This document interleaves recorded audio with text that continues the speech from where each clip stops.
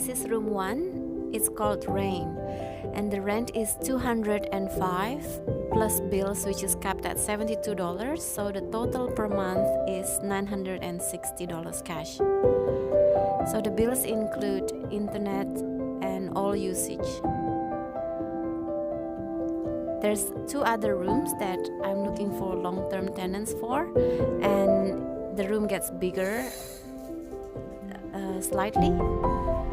The rent goes up by $40. So instead of $960 a month, it becomes $1,000 a month, and the bigger room is $1,400 a month.